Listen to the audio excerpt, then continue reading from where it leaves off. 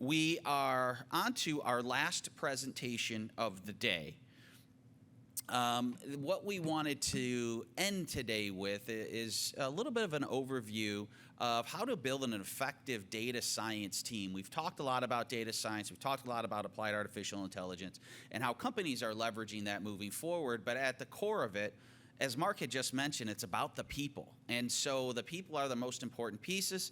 And we've got Jason Harper, who's the founder and CEO of RXA. He has over 20 years experience of building and leading data science teams. He's armed with a master's degree in applied economics and, of course, has an MBA from the University of Michigan. And he's going to be here today to talk a little bit about the blueprint of building an effective data science team for marketing. Jason? Welcome.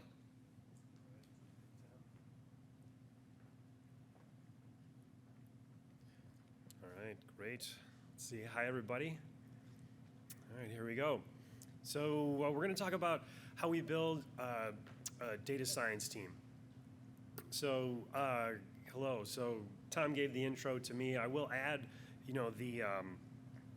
the goals for today. This is meant to be a practical guide, so we're going to talk about what it takes what the different skill sets and different capabilities are of the team, and give some practical guidance on how we go find those folks. So there's going to be a mix of kind of strategically how we organize a team, but also specifically what are the things we're looking for when we're trying to build this team. What are the skill sets and what words do we use? So hopefully out of this, whether you're just getting started building a data science team or you're looking to scale a data science team, there's some practical takeaways that could help you, whether it's where to look for somebody, the language you should use to look for somebody, some of the things in here you could take and are meant to be lifted and used like in a job description, things like that. So we're going to talk about strategic and with some practical, hopefully some practical tools that we can walk away from and use. Oh, yes. I had a whole slide for this, practical. So when we think about what are the goals of a marketing data science team, so what is it we want to achieve when we're assembling this group of data scientists? So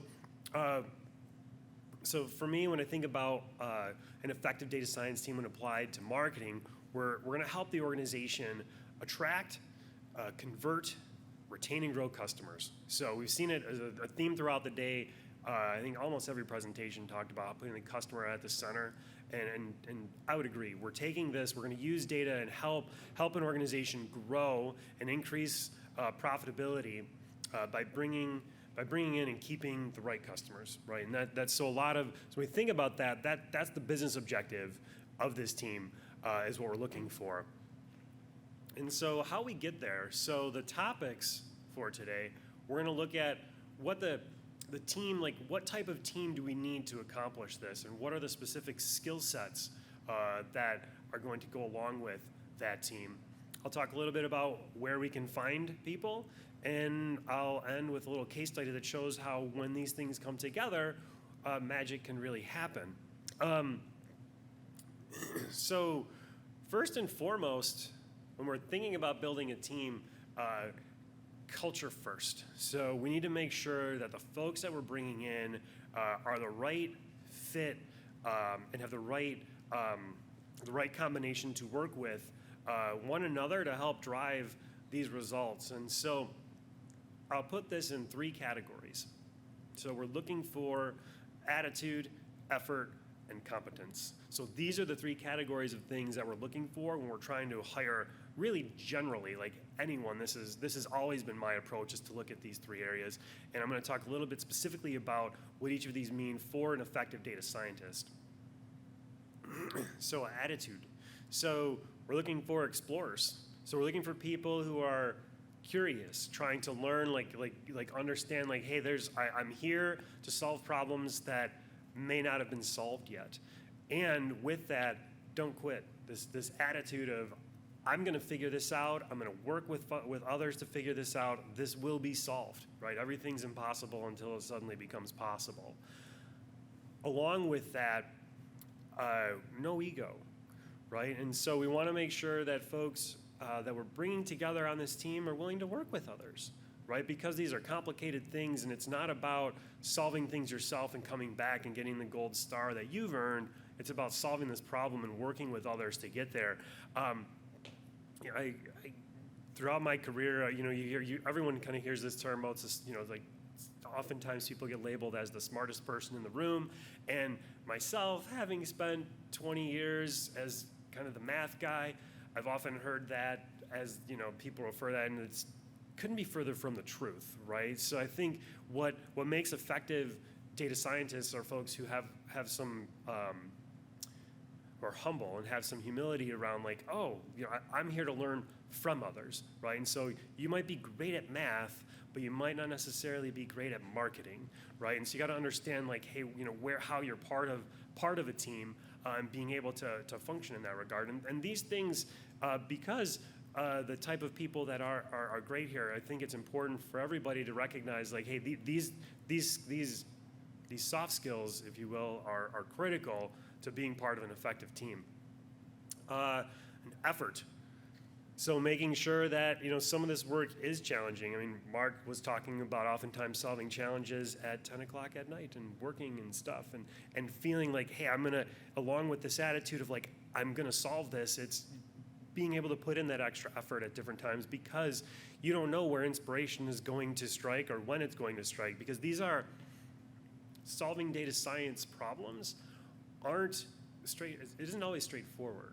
So it oftentimes requires you getting into the mindset of, I can figure this out, I'm on a roll, you just need to keep going. And so folks being willing to put in that effort and taking ownership of that effort is really what's going to drive these results. And I think this other point is mutual gratitude. So if you have this, if you're able to create this feeling and this experience of mutual gratitude, where the organization is clearly grateful for the data scientist or person on the team, and they express that to the person, and then that individual is really wanting to be a part of the team, like making sure that there's this mutual sense of, like, yes, I want to be here and we're grateful that you're here. That also leads to this increase in work effort, and everybody wins in that environment. Competence. So within this field, it does require some specific skill sets. And so I'm going to talk through here in a little bit of detail some of the specific skill sets that a data scientist is going to need. And there's two categories for this. So there's like these supporting skills, and then there's these specific data science skills. And so when I get into the data science skills, I've listed out lots of specific terms. So these are the terms that I think would be helpful if you're looking for data scientists. You can copy and paste these, and I'll make the presentation available after, if that's helpful. But so when it comes to the supporting skills, so these are the things that will enhance a data scientist. So these are the necessary skills that you're going to want to have when you're building this team. It's not just about the statistician at the core, but there's this group of skill sets that are needed to create this efficient data science team. So these are data engineering, data visualization, data governance, and data security. So I'm going to talk a little bit about each one of these. And oftentimes when we hire and we're starting out, we're trying to put all of these skill sets, or find an individual with all of these skills wrapped in one. And frankly, that's you can kind of run into trouble there. It's best to find some folks who can complement each other with these skill sets. So first, data engineering. So again, a lot of points on this slide, but it's really about understanding of data structures, and there's some specific skill sets about getting data from its sources, combining it in a way that's useful and prepared for a data scientist. So these are the folks, their skill sets here. These are those database skills. So learning with SQL, MySQL, Redshift, Snowflake, being able to operate in those spaces, and also being able to help and create APIs, so working with JSON files and using Python and connecting this. And this is where you have tools like Alteryx, or tools like Domo. We've heard a lot from Domo today, and That's our, RXA is my personal tool of choice for this type of work. But these are things that require, and it's a specific skill set, to actually connect the data, make sure that the data is accurate, and brought into a form that we can build models upon and actually build, when we think of data science, actually build that. And this foundational skill set it's a place where if a data scientist is trying to do each of these things, it can be problematic, right? It can take a lot longer. I really love the example Colin from Domo said earlier today, where you can drive a car with your laptop, but it's much better to use the steering wheel and a gas pedal. And it's sort of like, yes, like just because you can doesn't often mean you should. I know myself, I get into trouble when I like to think I know how to code, and I will build some things in Python, and I can, but oftentimes they're riddled with mistakes and peril, and it takes me 5 hours to write something that an actual developer could spend 5 minutes on and do better.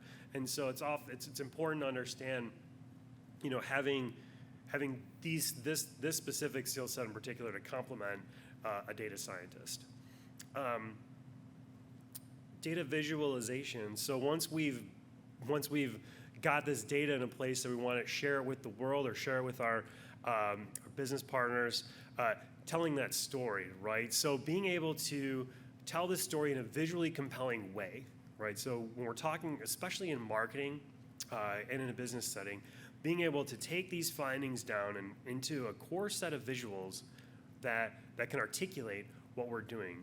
So these are the skill sets from a data visualization expert or a business intelligence analyst, like making sure that we can understand what the audience needs to get from the models, and making sure that we're able to figure out what the key decisions that are being made and what the supporting information is, and organizing it in a way that's clean and clear. Balin, on the panel today, mentioned talking about sometimes going a little bit further into the details than is necessary, like arming with all of these great, cool things. And oftentimes with data science applications and data science dashboards and visualizations, we want to showcase, hey, here's all the correlation coefficients, here's the ROC curves, here's all of these things, right? And you can actually, we use the term a lot, let's lead with the headline, right? Let's make sure that, okay, up front, you're trying to make this decision, you're trying to spend this money in this place, you're trying to maybe, drive more, decrease customer churn rate by taking, these types of actions. So it's making sure that when you're telling these data stories, you're leading with the critical information for your audience, and recognizing that the person or team who built the models may not necessarily understand the best way to communicate the results of the models. And oftentimes you get all of this great work, right? You can have months or even sometimes year or longer work, great work done, but it misses the mark in the execution because the information provided back to the team who needed it didn't understand it, right? And the data scientist is frustrated because they're like, why aren't you using this? And the business team is frustrated because they're like, where's my stuff? I just need to know what to do.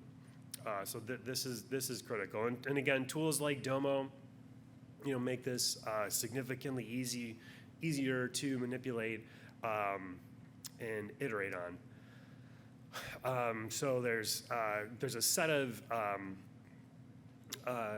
technical skills here in places. So whether it's a Domo or Power BI, also like if you're, like these are Adobe Illustrator, and there's some Shiny, like R, Shiny, and Plotly, Kepler, things like that. So familiarity with these tools and someone on the team's familiarity with these tools is going to be important. So data governance. So when we think about organizing the data, organizing the models, and that, like this data governance work will direct this engineering work from the onset. So it's important to have very strong data governance thinking in place, because this is going to support what type of documentation is needed. It's going to think about, it's going to help organize the team So it's going to help from getting things built from zero to built, but then where it becomes really critical in terms of scale is when we have the documentation that goes to support the data governance, because employee turnover, it's a real threat, right? So if somebody builds this great system, we're working with a customer right now, and they have this thing that is great, and they've been using it for a couple of years, but the individual who built it left, and it worked for I think it worked for 2 to 3 weeks, and then it broke, and no one knows how to fix it. And so helping, putting in place, just because something works doesn't mean it will work forever, right? Data changes, there's gaps in data, sometimes things come in a weird format, sometimes the business just grows and maybe needs to add a new product line. Having the proper documentation in place helps protect from employee turnover, or even sometimes you can build something and forget what you did or why you did it, right? So putting in this data governance layer where everything's documented is going to help data science models scale and grow, right? And you got to make sure that we're planning for this. And it's really important to note, documentation in a scalable way is not necessarily a skill set a standard statistician, data scientist, machine learning developer has, right? This is a different mindset. This is a different skill set. So making sure that we're thinking about that when we're building our team. Along the same lines, data security. So obviously today, it's really important to establish data security policy that's consistent with your data governance strategy, right? So these two things often go hand in hand. So data security and data governance often work together. It's critical to protect your proprietary data. You don't want to lose any competitive advantages. You don't want market data, your internal data leaking. You also, when we're dealing with consumer data, there's a lot of private information around consumers now that are being collected. And as Mark mentioned, and we're all aware of this, there's so much more data has been collected on each of us over the past few years. Keeping this secure, right? Making sure that there's no issues here. And there's a lot of tools out there. So Alter is a great tool. Domo, again, a great tool where you can monitor and manage threats and potential threats at scale, right? Once you've established this, then there's things, I'm sure many of us have heard of, like a SOC 2 audit, SOC 2 Type 2, and you can go through that. There's several different approaches here to how to ensure that you've taken your data security and actually enabled it. One thing that is a resource that is out there is from NIST. So this is the federal government established this, the National Institute of Standards and Technology, over 100 years ago to help U.S. businesses compete. I think it was around industrial infrastructure and things was their original origins, but they've provided today this cybersecurity framework. And so you can just go there. There's the website. This is an extremely robust solution for security, for data security, for each of these things. There's a ton of training in here too. This is really one of the better kind of resources out there. So if you are looking for a place to get started and learn about data security, I would recommend going to this website. It's free, and again, I think extremely robust. Everyone's situation is different, and you're going to have to make some customization and things to this. But this framework I found to be very flexible and very complete. So, all right, now I'm going to talk about the specific skill sets for data science. So each of these, I've got a slide for each one of these specific areas. So I'm going to go through this rather quickly. But when I was putting this together, working with the team at RxA, kind of talking about what are the things, what are all the different areas that we're looking for that would make, for a successful data scientist. And so these are the core areas, and I got a slide for each of these. And on each slide, there's very specific terms and techniques that are being used. And it's okay if you don't know what all of them really mean. I may not know all of them either. I have to ask people sometimes. But I think when we're thinking about looking for folks, and you're thinking about like, where do I gotta build a job description, right? If you haven't done this before, like this is meant to be a guide to help you construct, like, okay, these are the specific things I'm looking for. So we're looking for, data transformation. Here are some of the specific techniques under data transformations, right? So folks who can understand like a time series transformation. So making sure that data is stationary, right? So showing folks, being able to articulate some of these things in an interview might help you understand, like, do they really know what they're talking about? Data reduction techniques, so, factor analysis, something that we use regularly, principal component factor analysis. Regression estimation, so I'm sure most of us have taken this, everyone's familiar with regression and that, but there's a few different flavors in here, making sure that folks understand we're calculating, especially in marketing, like an elasticity, like, hey, if this thing changes, what's the impact going to be, here and there. Clustering, right? So we're thinking about like customer segmentation modeling. So there's different types of clustering techniques out there that a data scientist should be familiar with. Specific to machine learning techniques, so random forest, boosted regression, like these are in auto machine learning too, so this auto ML concept. There's a lot of development here and a lot of different tools that are coming around. So Domo has an auto ML product they use SageMaker from AWS. There's also tools like Data Robot, which I think have found quite a bit of success where that's really all they do is an auto ML type of application. And there's a lot of documentation there. The risk, though, of using an auto ML solution, which I will touch on, is that you still need to know, it's not magic, right? You still need to know what you're looking for out of this auto machine learning solution. So you also need to know what's going into it. So the data engineering step and that data prep step, and this was spoken about in Colin's presentation, that first step is like data readiness, like getting your data ready. So just being able to utilize a data robot or an auto ML solution, whether it's inside of Domo, it's still critical to know like the data engineering. You have to have good data coming in. You still have to have a good hypothesis. You still have to know what to expect, and you also need to know the techniques that are being used. So it's gonna give you a guide and get you 80 to 90% of the way there. But in order to really understand it, you still need to be able to have these skill sets. So it's not just about empowering, like not just anybody can use those tools. Time series, techniques. So making sure like REMA models and things like these are standard when we're looking at forecasting. These are a lot of different forecasting techniques.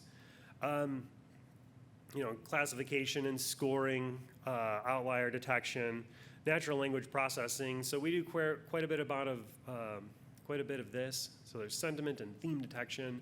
So there are tools and APIs that can be used to do this, but the data scientists should understand, have familiarity with these techniques themselves, so they can understand the outputs and be able to tweak some of the tools that are using this. So with that, how do we find people? So how do we find the talent? So we've identified now the skill sets that we're looking for, but where do we find them? And the elephant in the room is it's hard. So it's very hard to find good data scientists. I did a search this morning on LinkedIn to see data scientist job postings in the last week. And as you can see there, 28,000 job postings in the last week. That even seemed high to me. I was, really? So there's a lot of people looking for data scientists out there. And I saw this on Reddit. This comment was from about a week ago. And it pointed out that they submitted a mostly blank tech assessment for their data scientist interview because there's pre-screening, and they invited him to interview. And I found that to be telling that there's just so much need for data scientists out there that it's hard. However, there are ways to find folks. There are ways to find folks. So here's a little bit about the different data scientist levels and skills. So just talking specifically about kind of the differences in the experiences here. So if you're looking for mid-levels, that's sort of that 2 to 10 year folks, and then the 7-year plus, like, is our senior data scientist. A lot of data scientists have master's degrees, but a bachelor's degree plus experience, I think, is definitely a place to start. So when we're thinking about creating or scaling a data science team, faced with the question, build versus buy. So do we want to create this team and have our own resources, or can we bring in external resources to do this? So kind of I want to lay out a little bit of a pros and cons approach here. So from a build versus buy. So I mean, if you can afford a team of kind of 5 plus, that's sort of like you're in a good position to build on your own, because you need to have those. It's very difficult to find 1 or 2 people that can encompass all of the skills that we just talked about. But when you get into that 5 or more, you're in a good position to kind of have these individuals in-house. Now, the way to find folks. So there's a lot of different places to go. There's tons of job boards. There's tons of different ways to find people. But I've put here the top 3 sources for us. And it's really not a big surprise. But these are the top 3 places that we find success in recruiting talented data scientists. So number 1, college recruiting. So we look for folks that colleges today, there's a lot of focus on data science. Like many colleges offer specific degrees in data science, and there's a great, I would say that there's a great pool of talent here going for it. We shamelessly spend a lot of time with the University of Michigan, and I've had great success bringing in folks from Michigan right out of school or within a year of coming out of school, and we're really happy with that. Employee referrals, so making sure that if you're building this culture, right? So this culture that people want to be there and you want those people there, that also has a nice effect of encouraging your employees to tell their friends, right, and coworkers and past coworkers and places that they've been, and that's a great source for finding talent. And then LinkedIn. So as I said, there was I think we had 80,000 job postings in the last month. So you can get a little bit lost there. But we have found quite a bit of success ourselves. We've tested a few different places, and LinkedIn does seem to be a place that drives some success. We do pay for. Each of our job postings, we throw a couple of bucks behind it, and that's, I think, necessary. So good on, I think Microsoft owns LinkedIn, so they got us there too.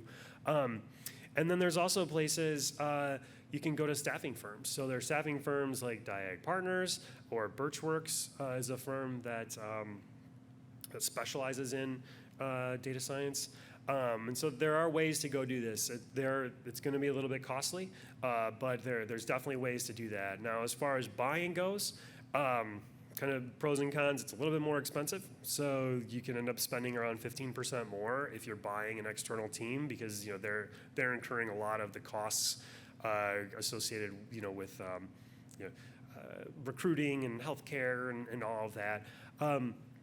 Just being cautious that you have to be careful that you own all the IP that they create. You want to make sure that we're doing competitive work here, so we want to make sure that that you're in control of that.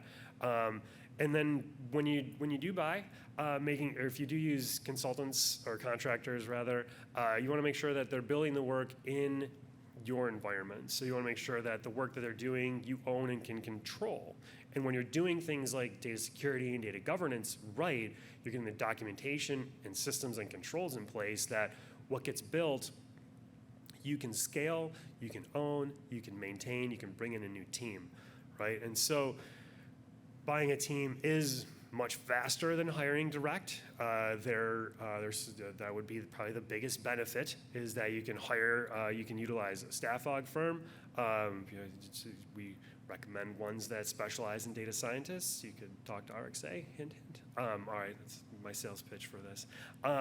You can also use short-term folks too, where you don't necessarily have to commit to being with someone for the long term. If you have projects and needs, you can identify like a 6-month assignment or a 12-month assignment and get started and get the infrastructure, get the projects in place, and then see where you go from there. So it gives you some flexibility. All right, so I've got a quick case study. I'm gonna breeze through this, but I want to get everyone a sense of when you have each of these things coming together, what are the types of results that you can expect? And so we're working with a dealer group here based in Ohio. They have a few stores here in Ann Arbor. They wanted to improve the profitability of their inventory in each store. So we want to figure out like what used vehicles should they go and acquire.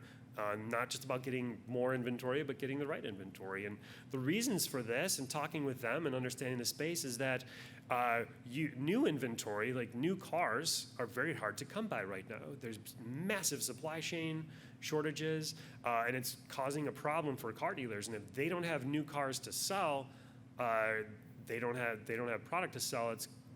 It's potentially catastrophic for their business because that's where they make money. And so finding used inventory is critical, and making sure that they're bringing in the correct used inventory. So we had this problem that was identified in working with the business team and saying, hey, how can we solve this? And we had data scientists come in and say, okay, well, let's think about this. Like, what data do we have? How do we figure out what we should really be bringing in? And so we thought about what's all these different data sources that could be used in this equation, right? So there's these DMS systems, and Tom has talked quite a bit about those today from a dealership perspective, but there's all these disparate data sources too. And so we had a data engineering team come and connect all of these different data sources together at the direction of the business team and the data scientists, saying, I want to test this, I want to test that, let's bring this all together. And what we found was, so we built these models and said, hey, these little green bars represent the added value of certain vehicles. So we could see right away, like, hey, there's some new value here that we're not seeing, right? Because now that we're looking at these other characteristics, we're able to look at things like expected customer lifetime value on a vehicle. So if I sell this car to someone, how likely is that person going to be to come and service that vehicle with me? And how likely is that person to repurchase from me? And so we're able to look at those things along with which ones, if I bring in a Ford Mustang or an F-150, which one's going to sell faster, right? Because these things all matter. We want to sell cars fast and at a good price. So we simplified this. We brought this together in a little dashboard. We had these models. We had the data. We brought it together in a way that said, hey, okay, how is the dealer going to actually be able to use this? It's like, well, first of all, let's just get some data back. Let's get the tail and say, okay, what cars should we buy? So we have a list of what cars we should buy. It's very simple. And then it was, do any of our current owners that we already have access to have these vehicles? Let's have a column for that. Make it really easy. Like, oh, I want to go buy a Mercedes, a 3-year-old Mercedes. Do I have customers? I do. I can click into that. Oh, here's my customers, right? So these are things that we have these models, we have the data, and then we have this business intelligence layer that's saying, how is this practically going to be used by someone in the dealership, right? And it's like, oh, I want just very quickly, get me to someone's name and phone number. And then if I don't have it, then what? Well, what could we do? Are these vehicles in online somewhere? Can we go find them? Well, yeah, they're on Craigslist. Well, we can wire up on the back end the connectivity that just passes along the information that says, oh, we're looking for Honda Accords that are 4 years old with this many miles. Well, you can pass that information over to Craigslist, and it creates the link that just says, here's your car, right? So that step, the data scientist wouldn't have been able to accomplish. That's a data engineering technique. But when you bring this together, it creates something that's a useful production level tool. And so the results here, we were able to move from, within 3 months, you go from this concept to a solution that's working. And we're seeing that the results of it, so the recommended vehicles sell faster, higher profit.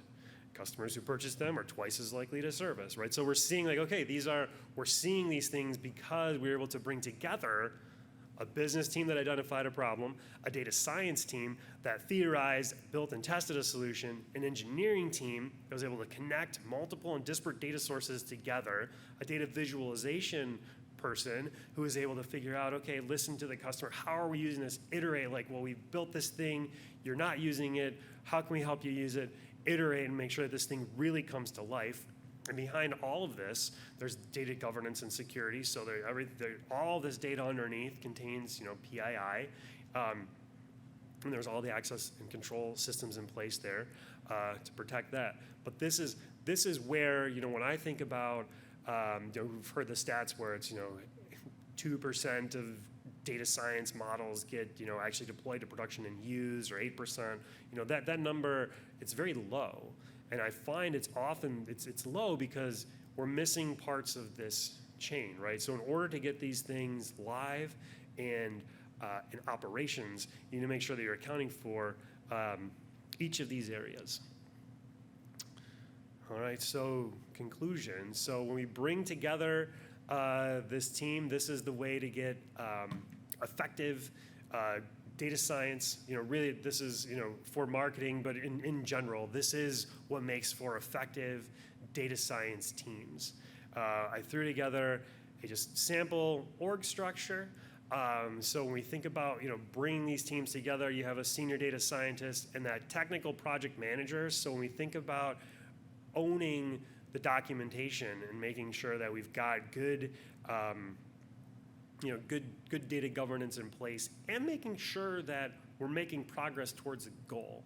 Because oftentimes we have data scientists who, especially those that have a PhD, strive for perfection, and making sure that there's always this feeling of it could be better, but making sure that we stay on task to get, to meet our goals, to make sure that our business can make better decisions when they need to, is important. So kind of keeping, I'm guilty of this myself, but kind of keeping things to task.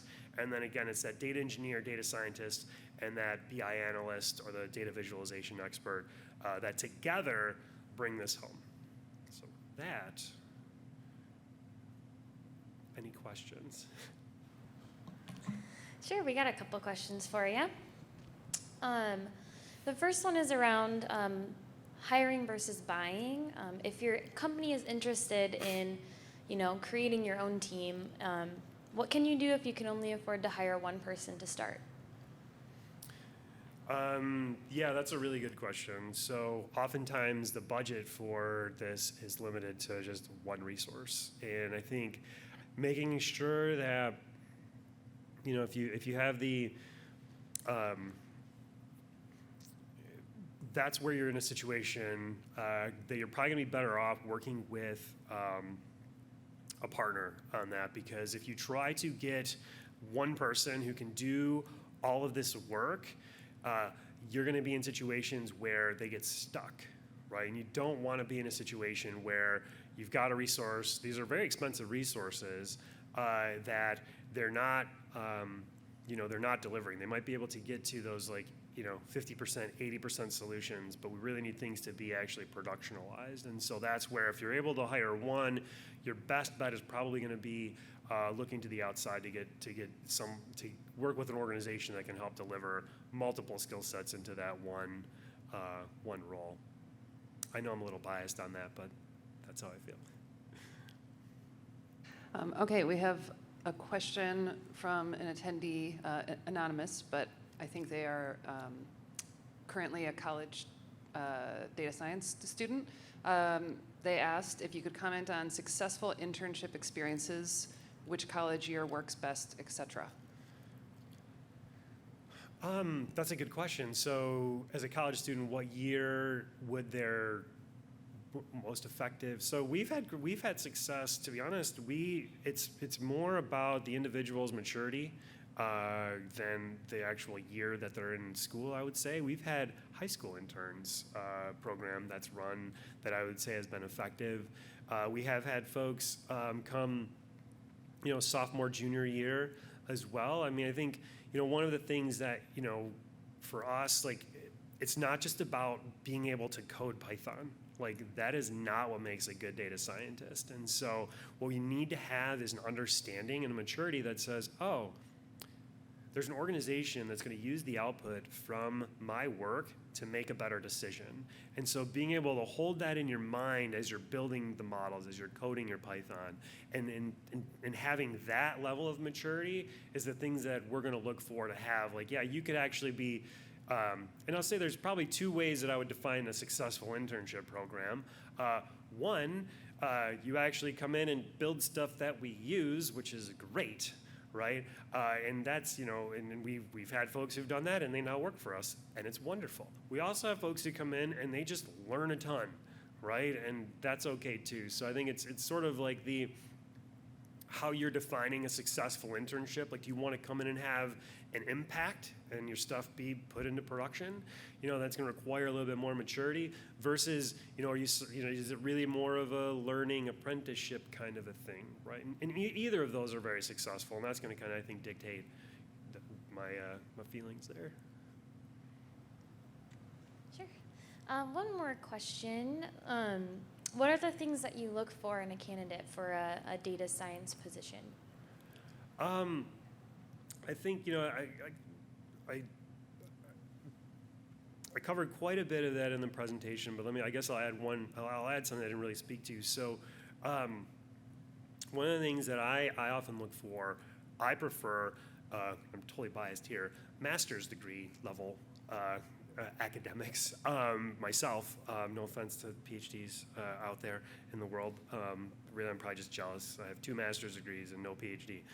However, what I find is when you're a master's level data scientist in a business setting, I think that level of making sure that we're able to,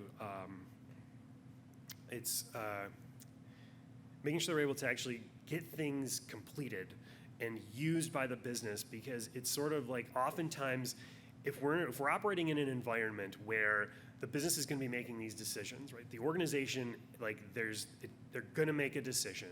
Let's arm the decision maker with the best information possible at that moment in time. And what I have found in a few cases over my career is when folks are in the super like brilliant PhD educated world, they've gone through that level of rigor and they want to make sure that their work carries with it that level of rigor. And oftentimes like helping folks understand like, you know, yes, this is awesome, and like I know that you could do so much more. However, like the product is shipping in 2 weeks. What are we going to do with? What are we going to do here? Like that date's not changing, right? And so being able to have, so it's not necessarily about their level of education, but they're willing, like a data scientist's willingness to see the deadline and get something to help improve the situation is one of the things that I do whenever I speak to folks, when I'm interviewing folks. Like I will drill into that a little bit to make sure that they have that flexibility and not be, you know, so rigid where it becomes we're building these things for the sake of building the models. It's no, we're building these things, we're doing this work in support of helping business decisions, and time can sometimes, you know, kind of trump things.